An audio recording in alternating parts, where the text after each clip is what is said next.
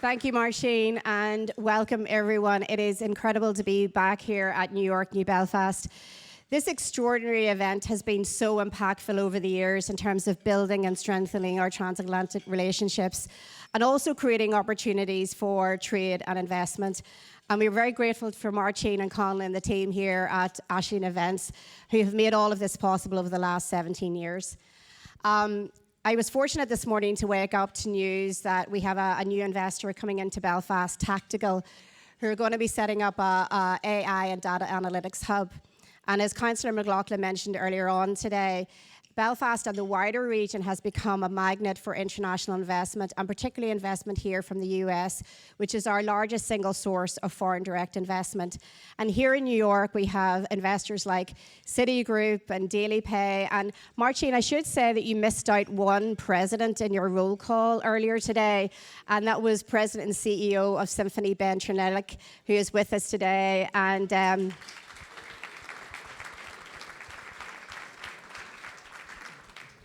Ben has been a great supporter of Northern Ireland, and not only was he a driving force behind the New York Stock Exchange coming to Belfast many moons ago, but also his current company, Symphony, has established a centre of excellence in the city, and we're very grateful to Ben for his support, and he's also a Belfast ambassador, so thank you, Ben.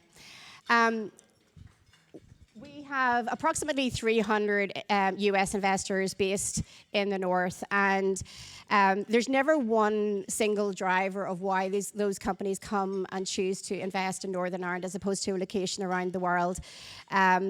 But certainly skills and talent availability has to be at the core of really every decision. And so today we're going to talk about skills, honing skills, developing skills, and ensuring that there's a very deep and rich talent pool in the north, one that is attractive not only to investors now, but those who are coming in the future looking different sets of skills. And so I'm very pleased this morning to welcome my eminent panel with me today. So at the very end here, we have Keith Forster, Director of Economic Development at Belfast City Council. Welcome, Keith. Beside Keith, we have Professor Malachy O'Néill, and Malachy is the Director of Regional Engagement at Ulster University.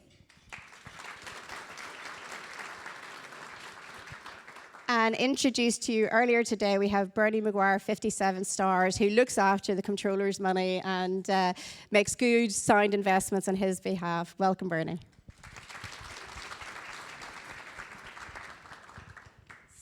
Keith, I'm going to start with you. So Belfast has attracted significant inward investment over recent years. What do you think it is about the city's talent pool and ecosystem that gives investors confidence in Belfast and indeed the wider region? Thank you, Andrea. And just before I answer that question, I think it's probably important to pay tribute to yourself for the work that you've done over the years to actually try and bring that investment into the city, because it is tough out there. And we were speaking the other day, and you were saying that there's 160 or thereabouts economic development agencies within New York. They're all competing, so it's a very competitive market. And certainly from my perspective, when I grew up in Belfast, you didn't see the global names that you see today.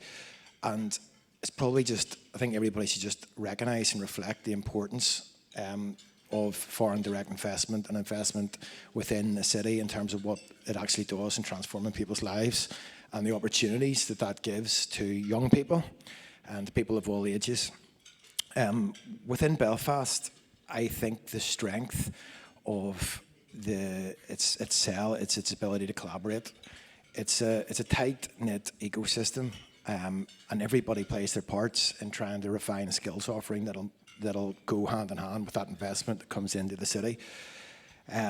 We can guarantee through different programs that we will provide people with the right skills to accompany that investment. So it gives real confidence to any inward investor that you're not making a decision to invest without having the guarantee that you're going to have the people to actually be part of your company.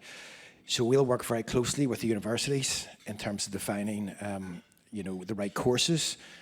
We'll work very closely with the colleges, and we'll work very closely with yourself and InvestNI and all the agencies to really adopt a kind of multi-agency approach to refine that skill pipeline. What I would also say as well, for us, we look at it, an investment in the city today, it guarantees that we'll continue to work with investors to refine that skill offering as we go forward. So, yeah, that's probably it, Andrea. Thank you, Keith and Bernie. When you're making those decisions about where you're, what companies you're funding, I take it that you're looking at, their growth plans, and indeed will the likes of Belfast and the wider region be able to support those growth plans, particularly when it comes to securing talent? Sure. I mean, we're fundamentally a growth investor, so that is going to have to be at the core of any opportunity we're looking at. But Belfast is so small that any company of any success or scale has had to move out beyond Belfast and Northern Ireland a long time ago, and have gone cross-border, multi-market, things that a similar small business in Missouri would not have done. And I often posit that it's just lack of awareness of Northern Ireland that inhibits people's engagement, because there's no monopoly on ambition and great ideas, right? And when you go there, all of the keys of success and key attributes are already there. It's just opportunity in the form of capital has not been offered to foster that. And that's what we have found that has led us to lean in more and more. The more we do, the more we find to do there. And so, we're as excited as we've ever been, and we found people, opportunities, and the right skill sets in multiple industries, and opportunities that have yielded great success, and obviously we're hoping for a lot more. Thank you. Malachy, when we have companies come to Northern Ireland to investigate whether or not it's going to be the right location for them, I would say every single time they report back to me about how impressed they are regarding the partnership and engagement between industry, academia, and government. Can you talk a little bit about how you see that as bringing a competitive edge in terms of the region attracting investment? Yeah, thanks, Andrea. And I think in our part of the world, partnership is in our DNA. The university's strategic strapline is people, place, and partnership. And as a values-based organisation focusing on inclusion, integrity, enhancing potential, and collaboration, it fits very well with our kind of modus operandi. Gatherings like today would not be possible without that style of partnership and that commitment to partnership. Establishing the trust as an integral part of the rules of engagement from the outset has been pivotal in all of that.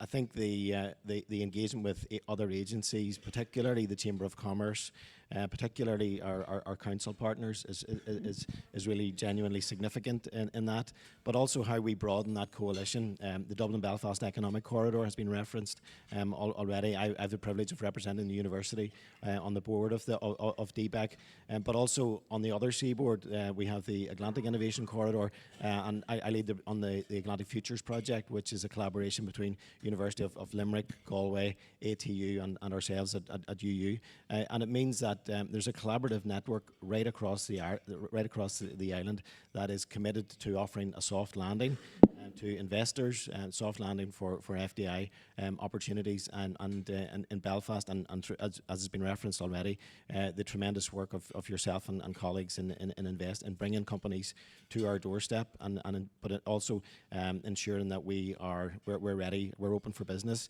We have agility and flexibility in terms of our own curriculum that we can create. We can work with our FE partners, and I was speaking to Margaret McCabe earlier on this from Belfast Met, that we have that kind of agility to create assured skills academies to make sure that the talent pipeline, while it's widely acknowledged to be excellent, that it can actually become very specific to the particular business needs for investment. Mm-hmm. And I suppose on that note, Keith, as I mentioned earlier, I woke up this morning and Tactical, a company headquartered in Toronto, has just announced that they're going to be putting an AI and data analytics centre into Belfast. Announcement just came out today. technology is evolving so quickly, and companies like Tactable are creating jobs that 5 years ago probably didn't even exist. So what is the city doing to ensure that, I guess, the right skills are being developed, and what kind of collaboration centres and so on is the city developing to ensure that we remain at the competitive edge when it comes to skills? Yeah, and I think there's a really good news story here, because I do think we're at the sharp end of competitive edge here. I mean, there's a significant investment that's gone into the city, into innovation centres through the City and Growth Deal programme. We have investment in advanced manufacturing expertise. We have the health care and health analytics. We have investment in the screen industry. We have investment in AI capability as well. We recently established the AI Collaboration Centre, which represents a single shop window into expertise into both universities. And the intention here is to really bridge that gap between research, R&D, and the commercialisation of that. The way in which it'll work is that it works very closely with industry. It's absolutely essential. And the work that we'll be doing going forward is making sure that we constantly bring industry to engage with those centres, really trying to explore where the opportunities exist to translate some of that research into those companies. And again, for us, that is another sell for the region. Certainly when we're having those conversations with investors, for me, that's very much part of the sales package now. Yeah. And Bernie, the controller mentioned earlier on that he wants to ensure that the investments that you guys bring in reach all communities. And I suppose when it comes to the skills piece, what can cities do to ensure that all communities feel that they can benefit from investment that is coming into the region, and what do we need to do better? Yeah, I think it's education awareness by more people so that everybody is aware of the opportunity, right? And it's not just in one area or another or steered. And I think that gets out to success stories, right? So that feeds on itself, what we call the positive demonstration effect of success in an environment or a community, as opposed to the negative demonstration effect. But I think what we have found is, entrepreneurs are just focused on getting it done. They just want the best people. They don't want from one side of the aisle or another, right?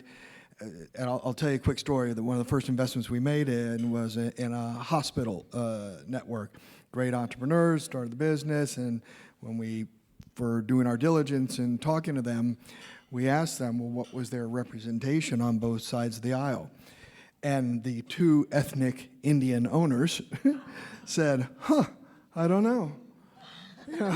It just was something they had never thought of. And we then went down below the surface, and it was roughly 50-50, and they had great people from all over the community working there, and it was a great investment, and they were just focused on getting it done like so many people. And so, again, no monopoly on ambition or great ideas from any side of the aisle or community in reality. Absolutely.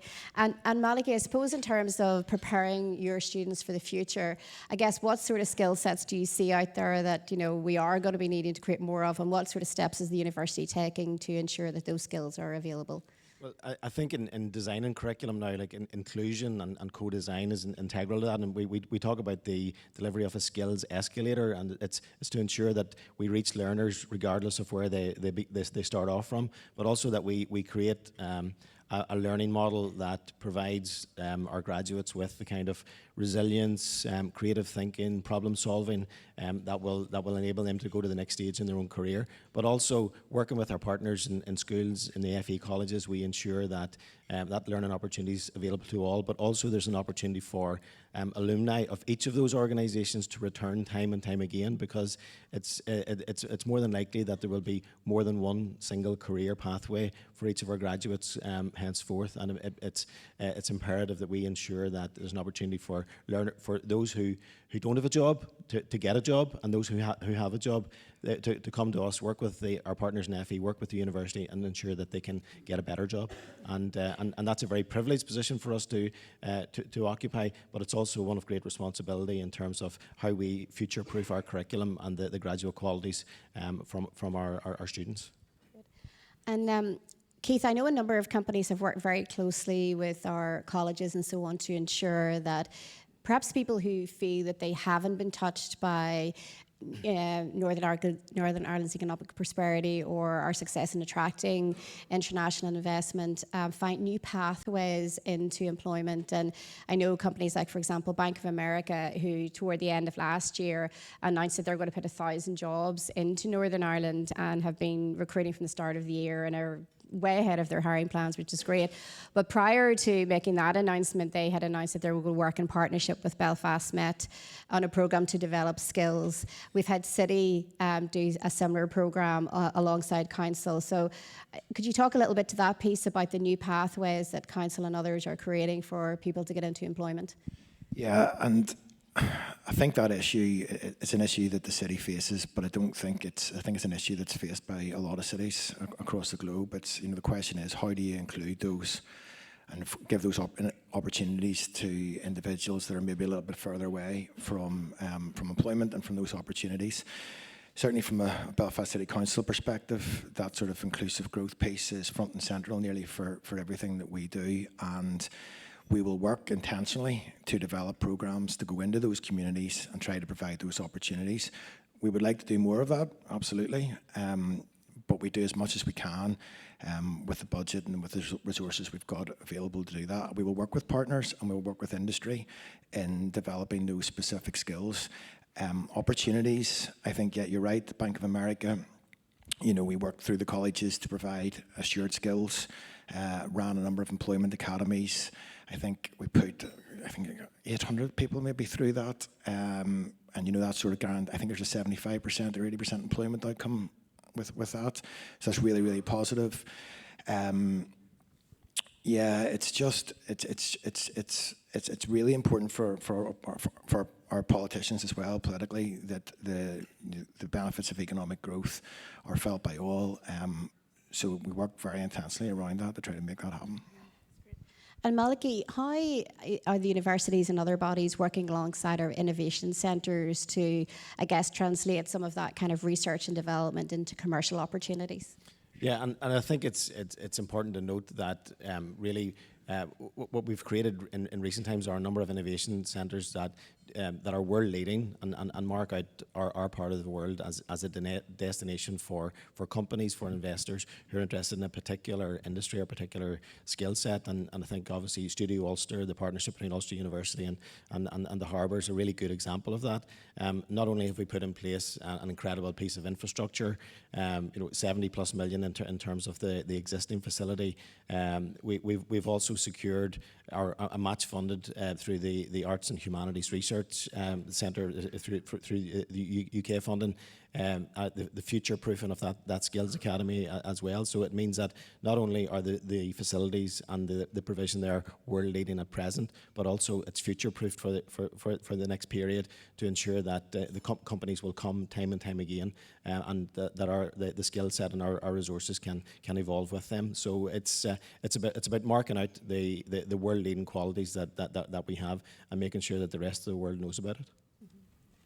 I suppose, and just on that point, and maybe you bring this to a conclusion, if I were to ask you all to leave the audience today with one message, what would that be? Brady, we'll start with you. That in many ways, Belfast and those communities from a capability, expertise, foundational perspective are no different than anywhere else, right? They just have not had the same light shine on the community in the form of opportunity and capital that then allows those groups to move forward.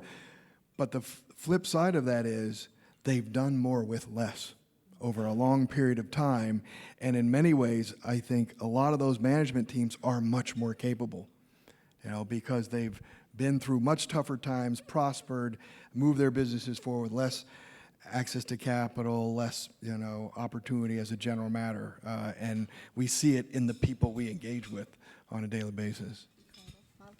I think if you've been to Belfast recently, you'll have seen that it's a city, it's a changed city. President Biden referred to the new Ulster University campus as a cathedral of learning when he visited in 2023. We're hosting obviously significant events like Haughian and Haughian, which has been mentioned already this summer. If you've been there recently, you'll have got a sense of the changed place that it is. And if you haven't been, then get yourself over there soon and be part of that change going forward. Excellent. And Keith, we'll leave you with the final word. Just come and talk to us. If you're interested in learning more about the city, if you're interested in thinking about how to invest, if you know anybody that has any opportunities that's looking to invest, speak to us, because we can definitely signpost you in terms of speaking to the right organisation, the right people in those organisations, and handhold you through that process. So just talk to us. Couldn't have said it better myself. Ladies and gentlemen, thank the panel.